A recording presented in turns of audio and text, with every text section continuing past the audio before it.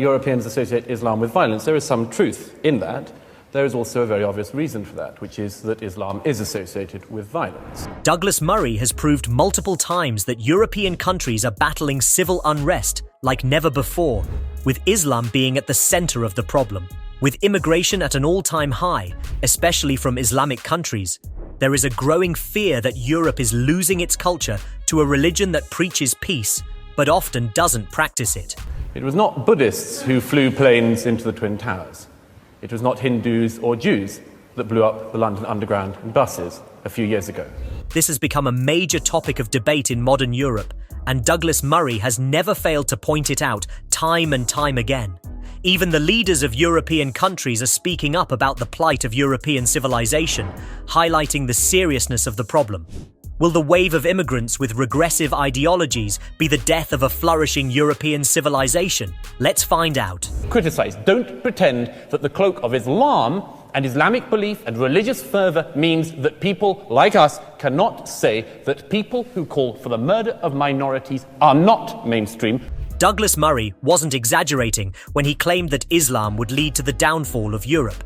He has long been vocal about his opposition to Muslim and large-scale non-European immigration into Europe, but in this recent interview, it looks like he was on his last straw. Sometimes, Julia, I don't recognize our country anymore. It's filled with Islamists parading around the streets praising terrorists and cowards in all positions. Until recently, there has been minimal mainstream discussion on European immigration and multiculturalism, but Murray has never hesitated to express his views.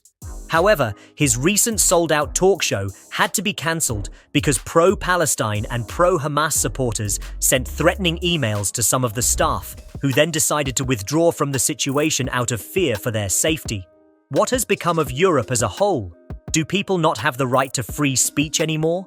Murray believes that people have become so sensitive these days that even the slightest hint of a threat is enough to cancel an event. Nowadays, as you know, Julia, in our country, it seems even the threat of a threat is enough to make people cancel an event. How did a country like the UK end up like this? How has Europe as a whole become so violent? Is Muslim immigration the only reason behind it? In a recent talk show that included Douglas Murray and some other prominent political entities, Muslim immigration was the topic that set the center stage. Everyone, including Murray, had something to say about the mass immigration of Muslims in Europe and how it was destroying Europe little by little. However, Murray doesn't mean that there should be no immigration at all. He advocates for caution and careful consideration as he foresees many unexpected consequences. I'm not in favor of no immigration. I'm in favor of caution and of being careful. And one of the reasons of that is because I see a lot of unexpected consequences. Murray provides a compelling example with Denmark's post-war immigration policies, which invited guest workers who ended up staying longer than expected. He notes that, at that time, Islam wasn't a topic of discussion. He also points out that it was only in 1989, when Ayatollah Khomeini issued a fatwa against a British novelist, that Islam started being widely discussed. Denmark, like most of Europe, had post-war immigration policies that basically invited guest workers in, and then the guest workers stayed, which they hadn't expected, and then various other things happened. The most intriguing part of his argument is when he pointed out how Islam had hindered freedom of speech in a European country, showing the power they held. He noted that people were too scared to criticize Islam and even hesitated to depict it in storybooks. In a set of children's books about the great religions, they couldn't find anyone to illustrate the one on Islam because nobody was willing to draw pictures of Muhammad. But what is wrong in publishing cartoons of different religions of the world? No other religion has a problem with it. Why only Islam?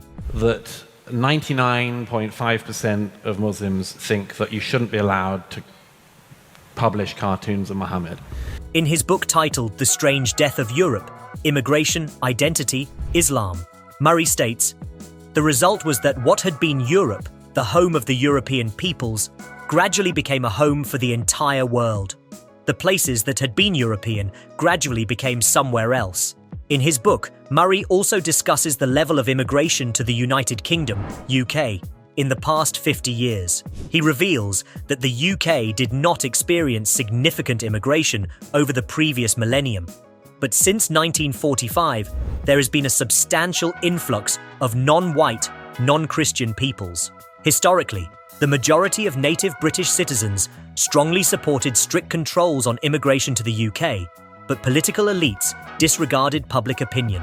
30,000 people by the late 1990s was 6 weeks of immigration.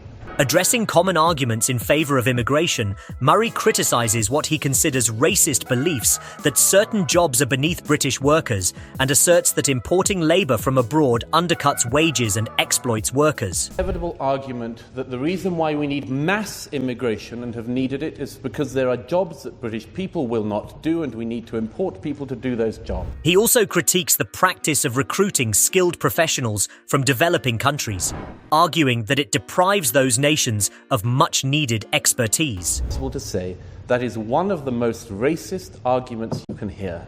It suggests that there are jobs which British people not only don't want to do, but shouldn't do, don't have to do. According to Murray, there are many facets of large-scale immigration across Europe that should be openly discussed. However, he notes that people often shy away from these conversations because questioning certain beliefs or policies can immediately result in being labeled as racist or xenophobic. Murray believes this fear of labels hampers authentic dialogue and hinders a deeper exploration of the complex issues surrounding immigration. The reason why, as you say, you're a xenophobe if you want to have any textured discussion on it, this does unbelievable damage. Again, Murray thinks that white guilt may play an important role in the current European attitude towards multiculturalism, and so welcoming to other religions outside Christianity, and mass immigration. At this point, it seems that Murray is conceding that Europeans are too far gone, and that it is indeed a foregone conclusion that the European civilization is in the process of committing suicide. This decline, Murray believes, is somewhat of an obsession in the West.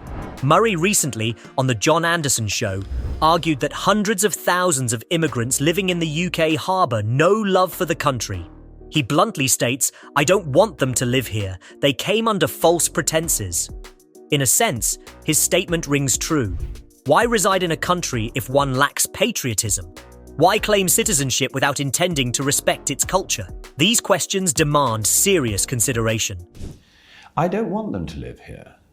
I don't want them here. They came under false pretenses. Many of them came illegally and continue to come illegally. Murray voices his opinions clearly and without equivocation, advocating for those who do not like their new country to return. He asserts that migrants who create problems should be compelled to leave. We stripped citizenship from ISIS members of ISIS who, even if they had British citizenship, we stripped their passports. There have already been instances where ISIS members were stripped of their citizenship, and he also calls for stripping British citizenship from Hamas leaders who reside in the UK as soon as possible. He adds, "I am calling on the Foreign Secretary, the Home Secretary, the Director of Public Prosecution, the Attorney General, the Prime Minister, and the others to start doing this, to start taking the passports away, deporting people who support Hamas in the UK." Listen now, somebody else will down the line. Because you were warning in 2017 about the strange death of Europe. Yes. There is something else Murray is worried about. In his book, The Strange Death of Europe, despite identifying as an atheist and culturally Christian, he mourns the decline of Christianity in Europe. He quotes Don Cupid, "Nobody in the West can be wholly non-Christian. You may call yourself non-Christian, but the dreams you dreams."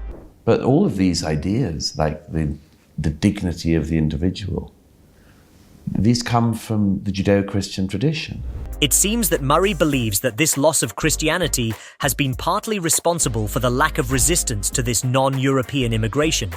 Indeed, the greatest achievements in European societies have occurred in Christian environments. And without them, we would be, like China, or like the Islamic world, or like anywhere else.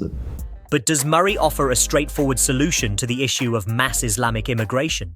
When it comes to solutions, Murray doesn't offer much hope for Europeans. He harshly criticizes political elites for disregarding public opinions on immigration and believes that substantial policy changes are unlikely. His outlook might seem deeply pessimistic, indicating that Europe is heading irreversibly towards a societal transformation, with little prospect for meaningful change in the near future. But he has a point. Murray's assessment suggests a resigned acknowledgement that Europe's destiny has been sealed forever, and there's no going back, despite widespread public calls for immigration reform. In short, Europe is doomed, and only its people can change it, even though the chances are quite low.